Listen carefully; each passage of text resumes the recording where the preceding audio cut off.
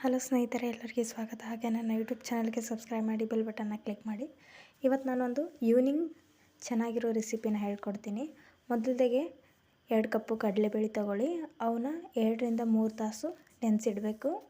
1.5 glass ನೀರು ಹಾಕಿ ಒಂದು ಪಾತ್ರೆಯಲ್ಲಿ ಇಡಬೇಕು. ಇದನ್ನು ಎಣ್ಣೆಯಲ್ಲಿ ಕರೆದು ಸ್ವಲ್ಪ ಉಪ್ಪು ಖಾರ ಹಚ್ಕೊಂಡು ತಿಂದರೆ ತುಂಬ ಟೇಸ್ಟಿಯಾಗಿರುತ್ತೆ. ಹೊರಗಡೆ packet 5 rupees packet 10 rupees packet ಸಿಗುತ್ತಲ್ಲ, ಅದೇ ಥರನೇ ಮನೆಯಲ್ಲೇ ಈಸಿಯಾಗಿ ಮಾಡ್ಕೋಬೋದು.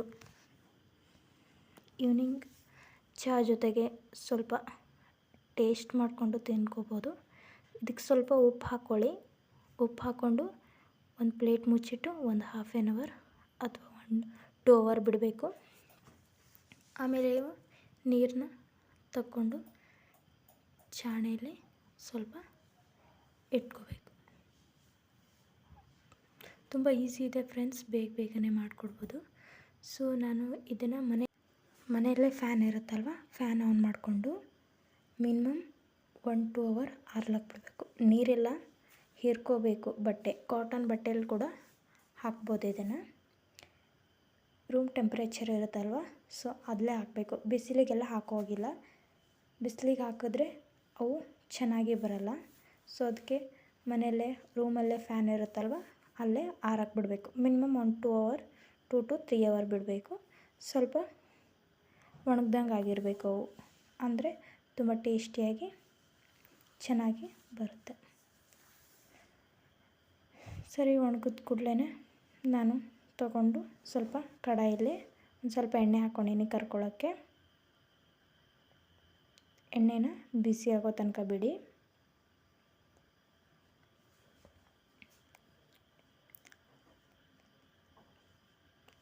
ಮಕ್ಕಳು ಮನೇಲಿ ಏನಾದರೂ ಈವ್ನಿಂಗ್ ಸ್ನ್ಯಾಕ್ಸ್ ಬಿಡ್ತಾರಲ್ವ, ಈ ಥರ ಮಾಡಿಕೊಡಿ, ಅವ್ರಿಗೆ ಬೇಕಂದಾಕರ ಮಾಡಿಕೊಡ್ಬೋದು. ಸೊ ನೋಡಿ, ಆಲ್ಮೋಸ್ಟ್ ಅಲ್ಲಿ ಎಣ್ಣೆ ಕಾಯ್ದಿದೆ. ಇವಾಗ ಕಡಲೆಬೇಳೆನ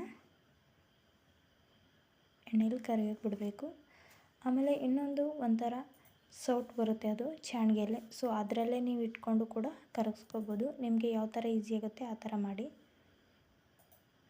ಇದು ತುಂಬ ಹೊತ್ತು ಕರಿಬೇಕು ಎಣ್ಣೆಯಲ್ಲಿ. ಮಿನಿಮಮ್ ಒಂದು 5 to 6 ಮಿನಿಟ್ಸ್ ಕರಿಬೇಕು. ಯಾಕಂದರೆ ದಪ್ಪಗಿರುತ್ತಲ್ವ, ಸೊ ಅದ್ರ ಸಲುವಾಗಿ ಈ ಥರ ಇಟಂಗಿ ಕಲರ್ ಬರೋ ತನಕ ಕರಿಬೇಕು.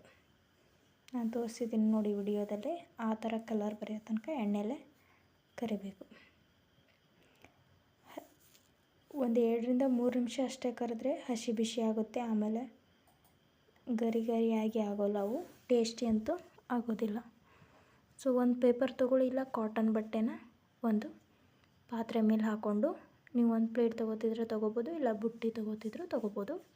ಅದ್ರ ಮೇಲೆ ಒಂದು ಪೇಪರ್ ಹಾಕಿ, ಆಮೇಲೆ ಒಂದು ಕಾಟನ್ ಬಟ್ಟೆ ಹಾಕ್ತಿದ್ರು ಹಾಕ್ಬೋದು. ಎಣ್ಣೆ ಎಲ್ಲ ಹೀರ್ಕೋಬೇಕಲ್ವ. ಸೊ ಅದ್ರ ಮೇಲೆ ಹಾಕೋದಾದ ಕೂಡಲೇ, ಎಣ್ಣೆ ಹೀರ್ಕೊಂಡಾದ ಕೂಡಲೇ ಮತ್ತೊಂದು ಪ್ಲೇಟಲ್ಲಿ ಇಲ್ವಾ ಒಂದು ಪಾತ್ರೆಯಲ್ಲಿ ಸ್ವಲ್ಪ ಒಣ ಖಾರ, ಸ್ವಲ್ಪ ಉಪ್ಪು,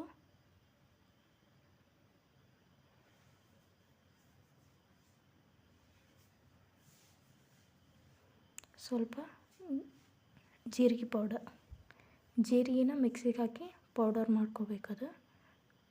ಅದನ್ನು ಸ್ವಲ್ಪ ಆ್ಯಡ್ ಮಾಡ್ಕೋಬೇಕು. ಸರಿಯಾಗಿ ಫುಲ್ ಟೋಟಲಿ ಮಿಕ್ಸ್ ಮಾಡ್ಕೋಬೇಕು. ಸ್ಪೂನಿಂದ ಮಿಕ್ಸ್ ಮಾಡ್ತೀನಿ ಅಂದರೆ ಸ್ಪೂನಿಂದ ಮಾಡಿ, ಇಲ್ಲ ಕೈಯಿಂದ ಮಾಡ್ತೀನಿ ಅಂದರೆ ಕೈಯಿಂದ ಮಾಡಿ.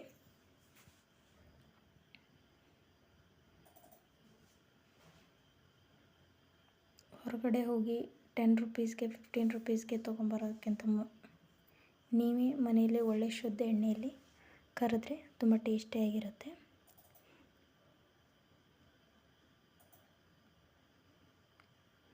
ಫೈನಲಿ ರೆಡಿಯಾಗಿದೆ. ಎಲ್ಲರಿಗೂ ಧನ್ಯವಾದಗಳು. ಹಾಗೆ ನನ್ನ ಯೂಟ್ಯೂಬ್ ಚಾನಲ್ಗೆ ಸಬ್ಸ್ಕ್ರೈಬ್ ಮಾಡಿ, ಬೆಲ್ ಬಟನ್ನ ಕ್ಲಿಕ್ ಮಾಡಿ, ಕಮೆಂಟ್ ಮಾಡಿ, ಶೇರ್ ಮಾಡಿ.